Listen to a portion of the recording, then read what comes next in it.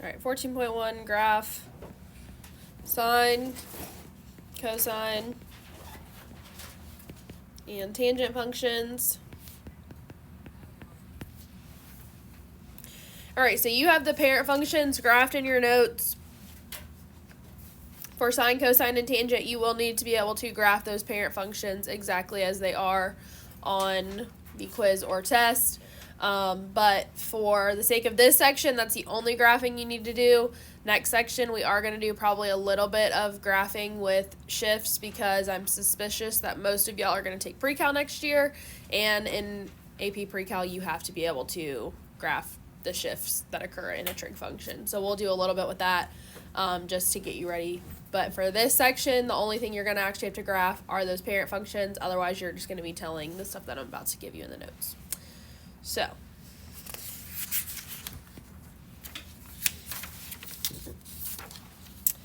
amplitude and period. So this is a continuation of your notes that you didn't have.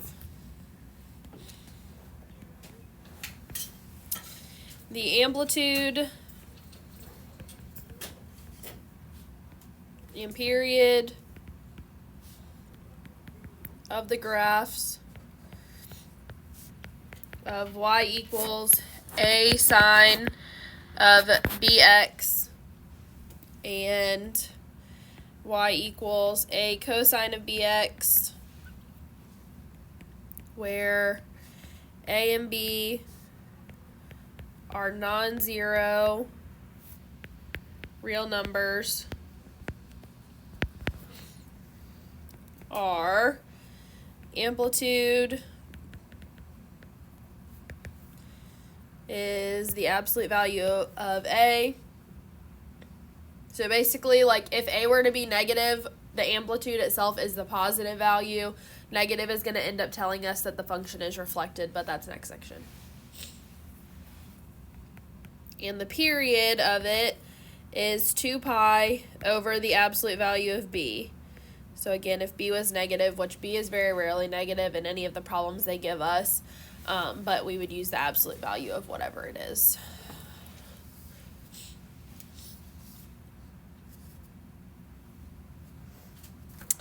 So that is for sine and cosine, but as I'm sure you noticed, the graph of tangent looks quite different from the graph of sine and cosine. So we're going to also look at characteristics for tangent.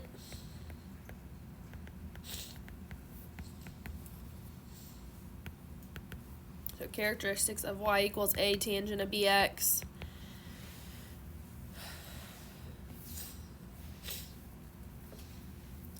So tangent does not have amplitude, but it has period and vertical asymptotes.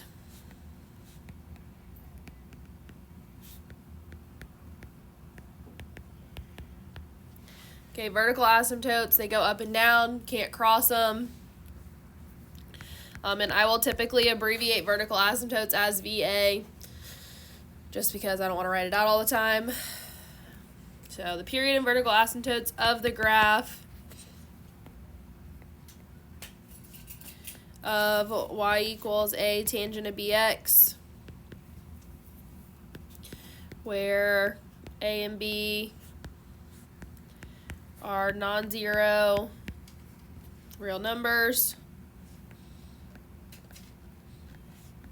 are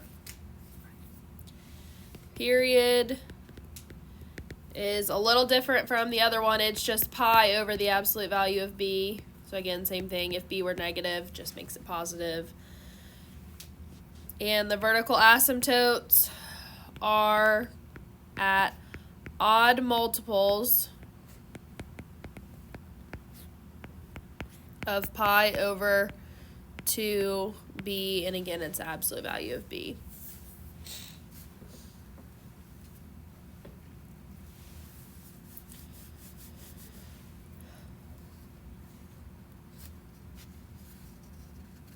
And going back to sine and cosine, if a is not given, it's understood to be 1, meaning your amplitude would be 1. So Sometimes people just think because there's not one like explicitly written that there's not one, but there has to be one. So just FYI.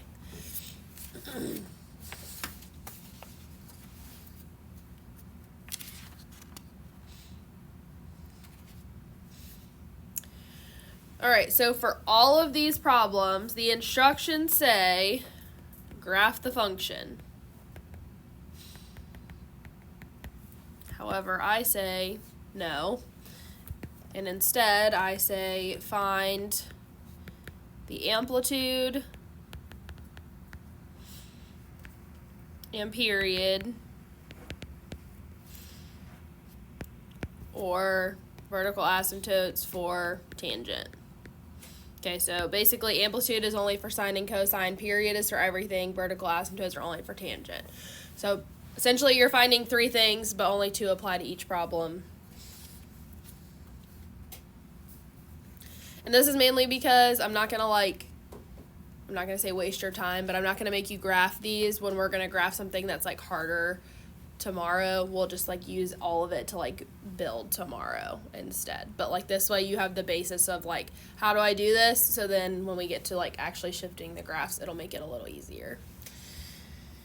So number 6, we have y equals the sine of 1/5 x. So this is a sine one, so I'm going to have amplitude and I'm going to have period for this one. So the amplitude would be what?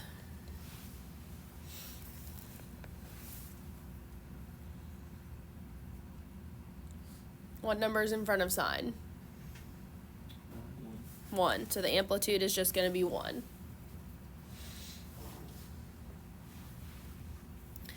Now the period, this one is 2 pi over b. So this is 2 pi over 1/5. But we've got to keep change flip, so the period for this one is going to be 10 pi. And that's all you have to do for these ones. That's all I'm requiring you to do for these ones.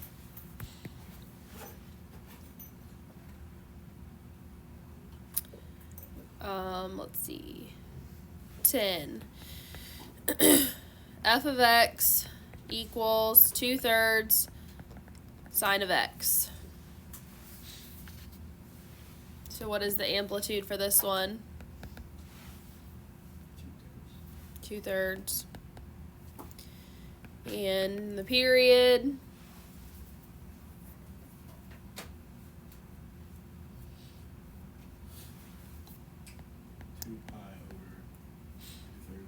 two pi over 2/3, and then we've got to keep change flip.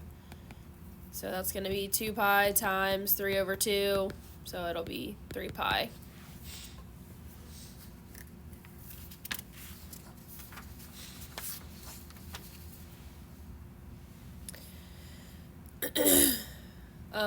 Let's see. Jump down. And just so you know, these are like 2 separate sections of problems, but they're all the same instructions. So 16. Y equals 2 sine of 8x. So what's the amplitude for this one? 2. Amplitude is 2. Period is, whoa, not pi. Period is 2 pi over 8. Which will reduce to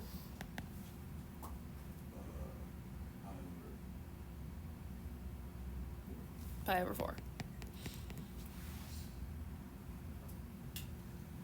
Let's see. All of those have been sine. Let's do a cosine one. 18. Y equals 3 cosine of pi x. Now, obviously, cosine works the same as sine, but just for reference. Amplitude.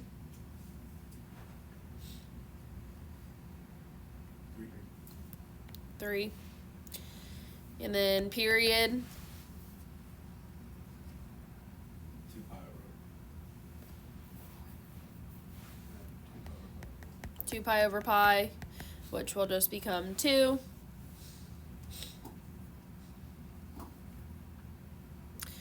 Okay, Let's see. Now a couple tangent ones. F of x equals 4 tangent of pi x.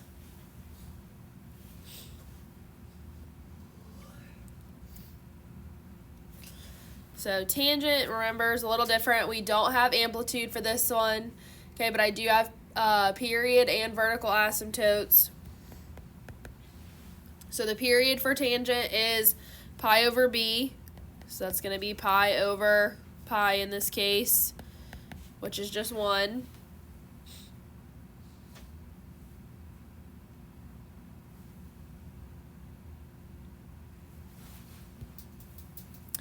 Then the vertical asymptotes are at pi over 2b. So this is going to be pi over 2 pi, which is just going to be 1/2.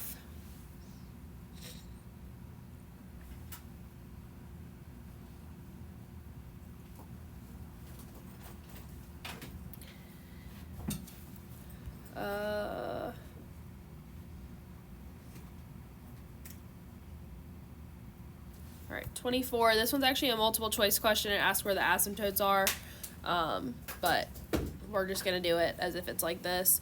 Y equals 2 tangent of 3x. So what would the period be for this one?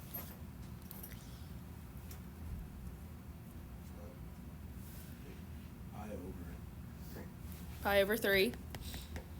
And then vertical asymptote. 2 pi. Or pi over 2, 3. So pi over 2 times 3 or pi over 6. And so the vertical asymptote question, this one would be, so this was a multiple choice question, so I'm just telling you it was letter A. So if you go back and look and you're like, what in the world?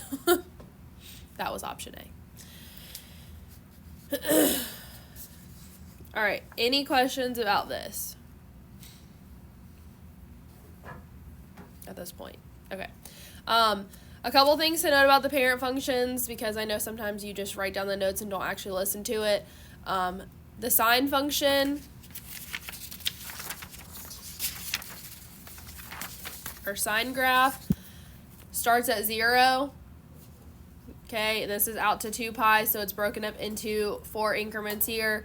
So at pi over 2, we're at 1. At pi, we're at 0. 3 pi over 2 is at -1, and then 2 pi is also at 0. Now, what you would notice is that these points on the graph actually came off the unit circle. So if you were to forget what the parent function is supposed to look like, you could actually plot these points off the unit circle from the different axis values. Okay, so sine always starts at 0, cosine always starts at 1, and then tangent, we always have asymptotes at -pi over 2, pi over 2, and then the graph goes up. Okay, now you're probably like, we're going to have to shift these and stretch them and all those other things. We will for sine and cosine, but I won't make you do tangent for right now. Okay, but that's going to be tomorrow, so that's just like a get ready for tomorrow. But all the things that we just did are the first steps to what we're going to have to do to actually be able to graph these when we do the next section tomorrow. So, problems. Let's see. 11, 13, 17, 19, and 21.